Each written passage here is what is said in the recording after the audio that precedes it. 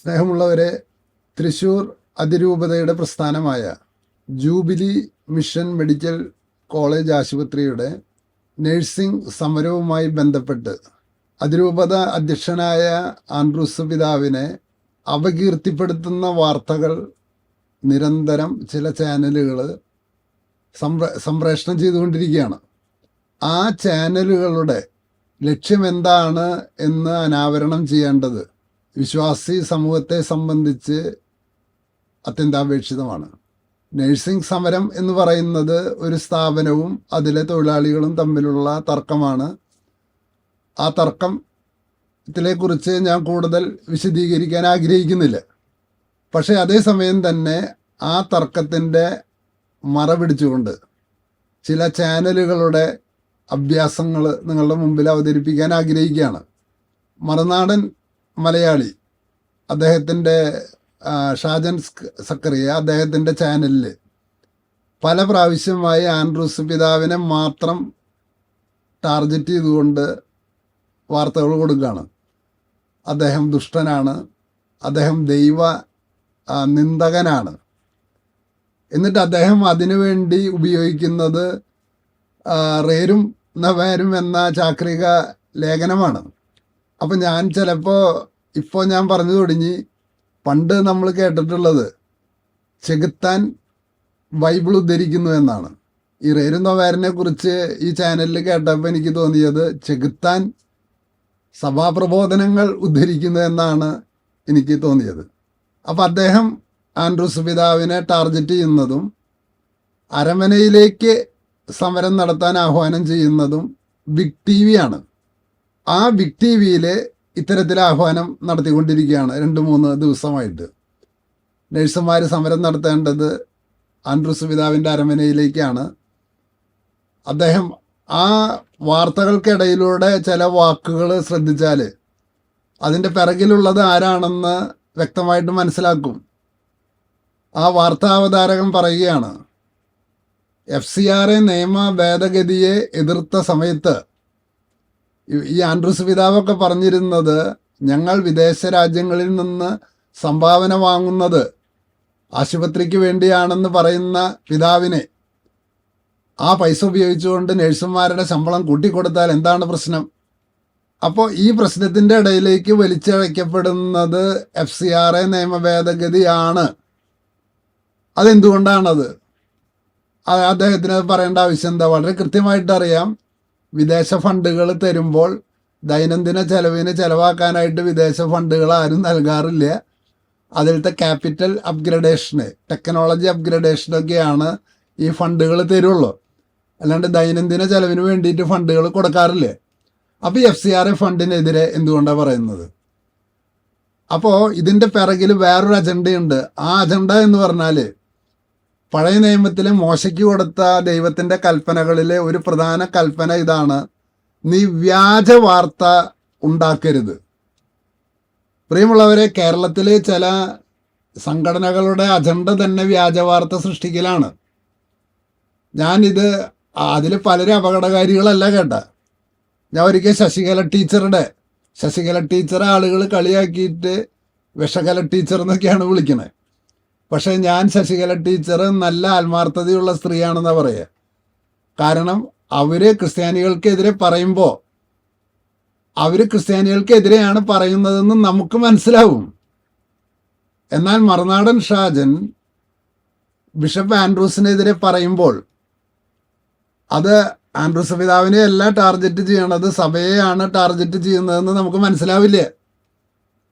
Big T വിയിലെ Andrews പിതാവിനെതിരെ സമരം ചെയ്യാൻ പറയുമ്പോൾ അത് സഭയ്ക്കെതിരെയാണ് പറയുന്നതെന്ന് നമുക്ക് മനസ്സിലാവില്ല. അപ്പോൾ ശശികല ടീച്ചറാണ് ഈ നമുക്കെതിരെയുള്ള വ്യാജ വാർത്ത ഇതിൻ്റെ ഒരു പ്രധാന സ്രോതസ്സായിരുന്നത്. ടീച്ചർ ആദ്യം പറഞ്ഞത് ഇങ്ങനെയാണ്: ക്ഷേത്രങ്ങളിലെ ദേവസ്വം ബോർഡിൻ്റെ പൈസ എടുത്തിട്ടാണ് എയ്ഡഡ് സ്കൂളുകളിലെയും എയ്ഡഡ് കോളേജിലെയും കന്യാസ്ത്രീകൾക്ക് ശമ്പളം കൊടുക്കുന്നത്. അപ്പോൾ അതിനെ VD സതീശൻ ചോദ്യം ചെയ്തു എന്നുള്ളതാണ് VD സതീശനോടുള്ള ഇവരുടെ ഏറ്റവും വലിയ ദേഷ്യം. കാരണം അദ്ദേഹം അത് നിയമസഭയിൽ ചോദിച്ചു. അങ്ങനെ ദേവസ്വം വകുപ്പ് മന്ത്രി മറുപടി പറഞ്ഞു, ദേവസ്വത്തിൽ നിന്ന് പൈസ ഇങ്ങോട്ട് വരികയല്ല ചെയ്തത്, ദേവസ്വത്തിലേക്ക് പലപ്പോഴും ഗവൺമെന്റിൽ നിന്ന് അങ്ങോട്ട് പോവുകയാണ് ചെയ്യണേ. കാരണം ദേവസ്വത്തിലിരിക്കുന്ന ഹിന്ദുക്കളാണ് പൈസ മുഴുവൻ കട്ടുകൊണ്ടിരിക്കുന്നത്, അല്ലാണ്ട് ക്രിസ്ത്യാനികൾ വന്ന് കക്കുകയല്ല ചെയ്യണേ. പക്ഷേ ഇവരുടെ ചാനലുകൾ മുഴുവൻ പറഞ്ഞുകൊണ്ടിരിക്കുന്നത് സോണിയാഗാന്ധിയാണ് കട്ടുകൊണ്ടുവന്നതാണ്. അപ്പോൾ ശശികല ടീച്ചറുടെ ഈ വ്യാജ വാർത്ത ആദ്യം തന്നെ ഇന്നത്തെ മുഖ്യമന്ത്രി വി.ഡി. സതീശൻ നിഷ്കരുണം നിയമസഭയിൽ വെച്ച് ചോദ്യം ചെയ്ത് അതിനെ തകർത്തതിൻ്റെ പക അവർക്കറിയാം. വി.ഡി. സതീശൻ ഒരിക്കലും ഇത്തരത്തിലുള്ള അസത്യപ്രചരണങ്ങളെ വകവെച്ചു കൊടുക്കില്ലാന്ന്. അതുകൊണ്ടാണ് ഒരു പക നിലനിൽക്കുന്നത്. അപ്പോൾ അതുപോലെ തന്നെ ജനം TV അത് ഇന്നലെ ഒരു വ്യാജ വാർത്ത വിട്ടിട്ടുണ്ട്. 2007 സ്വാമി ലക്ഷ്മണാനന്ദയെ മിഷണറിമാരും നക്സലേറ്റുകളും മാവോയിസ്റ്റുകളും കൂടിയിട്ടാണ് ആക്രമിച്ച് കൊലപ്പെടുത്തിയത്. പ്രിയമുള്ളവരെ, ആൻഡോ അക്കര എന്ന് പറയുന്ന പത്രപ്രവർത്തകൻ അതിനെക്കുറിച്ച് വിശദമായി കാണ്ടമാലിലെ രക്തസാക്ഷികൾ എന്ന പേരിൽ ഗ്രന്ഥം എഴുതിയിട്ടുണ്ട്. ഇത് RSSന്റെ ഒരു നരേറ്റീവാണ്. അദ്ദേഹത്തെ കൊന്നത് ക്രിസ്ത്യൻ മിഷണറിമാരാണ് എന്ന് ആരോപിച്ചുകൊണ്ട് അവിടെയുള്ള ഗ്രാമത്തെ ചുട്ടരിക്കുകയും കന്യാസ്ത്രീകളെ ബലാത്സംഗം ചെയ്യുകയും ഒക്കെ ചെയ്തത് ആ കോടതിയിൽ ആ കേസ് ഇപ്പോഴും നിലവിലുണ്ട്. അപ്പോൾ വർഷങ്ങൾക്ക് ശേഷം ഈ നരേറ്റീവ് കൊണ്ടുവരുന്നത് മിഷണറിമാരൊക്കെ കള്ളന്മാരാണ്, അച്ഛന്മാർ കള്ളന്മാരാണ്, ആ കള്ളന്മാരുടെ നേതാവാണ് ആൻഡ്രൂസ് പിതാവ് എന്നുള്ളൊരു നരേറ്റീവ് സൃഷ്ടിച്ചെടുക്കാനുള്ള ചില സംഘടനകളുടെ ബോധപൂർവമായ ശ്രമത്തിന് അടിവരയിടുന്ന 2-3 ചാനലുകളുണ്ട്. ഇവരാണോ നമുക്ക് തിരിച്ചറിയില്ല. ഇപ്പം ബിഗ് TV, ആ ബിഗ് TVയുടെ സ്പോൺസർമാരാരാണ്? ഇത്രയധികം പൈസ അവർക്ക് എവിടെ നിന്നാണ് കിട്ടിയത്? അത് ആന്ധ്രയിലാണ്. അവരാരാണ് സപ്പോർട്ട് ചെയ്യുന്നത്?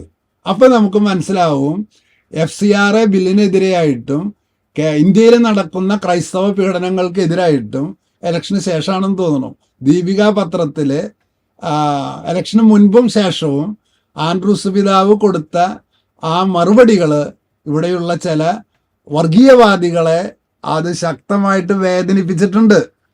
ആ വേദനയാണ് മറുനാടൻ ഷാജനിലൂടെയൊക്കെ പുറത്തു വരുന്നത്. അപ്പം മലയാളി വാർത്താ ചാനലിൻ്റെ പല എപ്പിസോഡുകളും പരിശോധിച്ചാൽ കാണാം അത് RSSനെ പ്രൊമോട്ട് ചെയ്യാൻ വേണ്ടിയിട്ടുള്ളതാണ്. അപ്പോൾ അതേപോലെ തന്നെ വേറൊരാളുണ്ട്, I2I എന്ന് പറയുന്ന ഒരു ചാനല്. അപ്പോൾ അവരിപ്പോൾ ഇറക്കിക്കൊണ്ടിരിക്കുകയാണ് മിഷണറിമാർ വിദേശത്ത് നിന്ന് പണം ഇറക്കിയിട്ടുള്ളത് മാവോയിസ്റ്റുകളുമായിട്ട് ചേർന്ന് ഇവിടെ രാജ്യത്തെ അട്ടിമറിക്കാനാണ്. അപ്പോൾ ഈ I2Iൻ്റെ ചാനലിലും അവർക്ക് കരാർ ഏൽപ്പിച്ചു കൊടുത്തിട്ടുള്ളത് ചങ്ങനാശ്ശേരി ബിഷപ്പ് തറയിൽ പിതാവിനെ ചീത്ത പറയാനാണ്. മാത്രമല്ല ഈ I2I സുനിലിൻ്റെ പ്രധാന പണി ഈ വി.ഡി. സതീശൻ ഒരു നുണേശനാണെന്നും അദ്ദേഹം തട്ടിപ്പുകാരനാണെന്നും നിരന്തരം പറഞ്ഞുകൊണ്ടിരിക്കുകയായിരുന്നു. ആർക്കു വേണ്ടിയിട്ടാണെന്ന് നമ്മളിപ്പോഴാണ് മനസ്സിലാവണേ. അതായത് അവരുടെ മിഷണറിമാർ തിമോത്തി പ്രൊജക്റ്റ് വഴി ഇന്ത്യയിലേക്ക് പൈസ കൊണ്ടുവന്ന് രാജ്യദ്രോഹ കുറ്റം ചെയ്യുകയാണെന്ന്.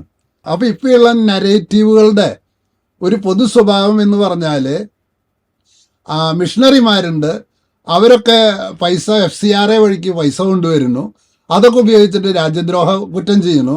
അതുകൊണ്ടാണ് ഈ ആൻഡ്രൂസ് പിതാവ് CBCI പ്രസിഡൻ്റായിരിക്കുമ്പോൾ ഇത്ര ശക്തമായി എതിർത്തതിനെ എങ്ങനെ അദ്ദേഹത്തെ റിട്ടയർ ചെയ്യുന്നതിന് മുമ്പ് നാറ്റിച്ചു വിടാം. ആ ഒറ്റ അജണ്ടയാണ് ഇതിൻ്റെ പിറകിലുള്ളതെന്ന് വിശ്വാസികൾ മനസ്സിലാക്കണം.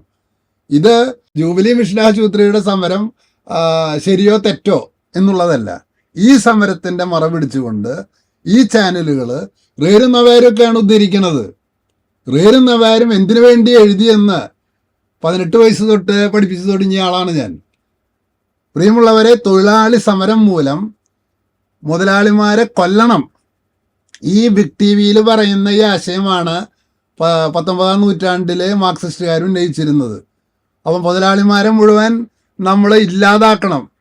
അങ്ങനെ വന്നപ്പോൾ ഈ റേരും നവാരും എന്ന ചാക്രിക ലേഖനത്തിലൂടെ മാർപ്പാപ്പ തൊഴിലാളികളോട് പറയാണ്, സ്ഥാപനം നിലനിന്നാൽ മാത്രമേ നിങ്ങൾക്ക് നിലനിൽക്കാൻ പറ്റുള്ളൂ. അതുപോലെ തൊഴിലാളിക്കും അവകാശമുണ്ട്, മുതലാളിക്കും അവകാശമുണ്ട്. അപ്പം മുതലാളിമാർ മുഴുവൻ തൊഴിലാളിക്ക് അവകാശമില്ല എന്നാണ് പറഞ്ഞിരുന്നത്, തൊഴിലാളികൾ മുഴുവൻ മുതലാളിക്ക് അവകാശമില്ല എന്നാണ് പറഞ്ഞിരുന്നത്. 2 പേർക്ക് അവകാശം ഉണ്ടെന്ന് പറയുന്ന ഗ്രന്ഥമാണ് റേരും നവാരും. കാരണം സ്ഥാപനങ്ങൾ പൂട്ടിപ്പോയാൽ പിന്നെ എങ്ങനെ തൊഴിലുണ്ടാവുക? 43,000 സ്ഥാപനങ്ങളാണ് കേരളത്തിൽ തൊഴിലാളി സമരത്തിന്റെ സമ്മർദ്ദം മൂലം അടച്ചുപൂട്ടിപ്പോയത് എന്ന പശ്ചാത്തലം നമ്മൾ ആലോചിക്കണം. ഇവർക്കാർക്കും കേരളത്തിന്റെ അതിർത്തി വിട്ടു കഴിഞ്ഞാൽ, ജൂബിലി മിഷൻ ഹോസ്പിറ്റലിന്റെ അതിർത്തി വിട്ടു കഴിഞ്ഞാൽ റേരുന്നവരിന് ഒരു പ്രസക്തിയില്ലേ. നോയിഡയിലെ ദിവസങ്ങളോളം തൊഴിലാളികൾ 10,000 രൂപ മാസത്തിനാണ് തൊഴിലാളികളുടെ അവിടെ വർക്ക് ചെയ്യണേ. അവർ സമരം ചെയ്തപ്പോൾ ഇവരൊക്കെ പറഞ്ഞിരുന്നത് എന്താണ്? വിദേശ ശക്തികളാണ്, ജോർജ് സോറസിന്റെ ആൾക്കാരാണ്, നക്സലുകളാണ്, മാവോയിസ്റ്റുകളാണ്, രാജ്യദ്രോഹികളാണ്. അപ്പോൾ റേരുന്നവരും അവര് മറന്നുപോയി. റേരുന്നവരെ അറിയില്ലേ? അറബിക്കഥയിലെ ശ്രീനിവാസന്റെ അവസ്ഥയാണ് അവർക്ക്. ആ ഗൾഫിൽ ചെന്നിട്ട് അത്രയേ ഉള്ളൂ. അപ്പോ BJP ഭരിക്കുന്ന സംസ്ഥാനങ്ങളിൽ റേരുന്നവരും ഇല്ലേ? കേരളത്തിൽ തന്നെ ഇവരുടെ സ്ഥാപനങ്ങളിലൊന്നും റേരുന്നവരും ഇല്ലേ? അമൃത ഹോസ്പിറ്റലിൽ റേരുന്നവരും ഇല്ലേ? ലൈറ്റ് ഹോസ്പിറ്റലിൽ റേരുന്നവരും ഇല്ലേ? റേരുന്നവരും ആരുടെ അതിർത്തിയിൽ മാത്രമേ ഉള്ളൂ? ജൂബിലി മിഷൻ ഹോസ്പിറ്റലിന്റെ അതിർത്തിയിലുള്ളൂ.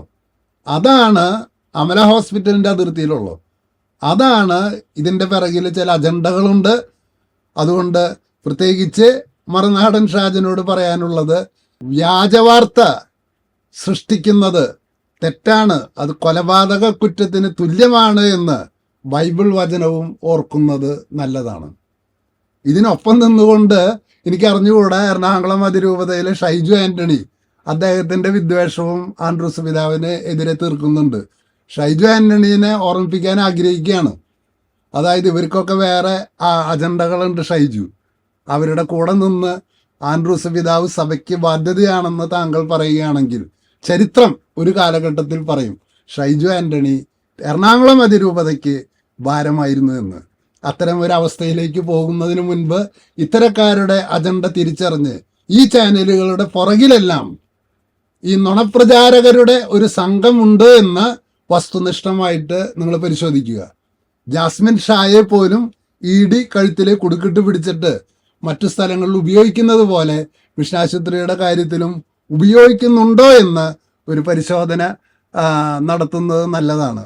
അതുകൊണ്ട് സഭാപ്രബോധനങ്ങളും ബൈബിളുമൊക്കെ ഉദ്ധരിക്കുമ്പോൾ കൂലിക്കാരന് കൂലി കൊടുക്കണം, അത് അമിത്ഷായോടും പറയുന്നത് നല്ലതാണ് എന്നാണ് എനിക്ക് ഈ മറുനാടൻ ഷാജൻ, I2I സുനിലെ, ജനം TV, ബിഗ് TV ഇവരോടൊക്കെ പറയാനുള്ളത്.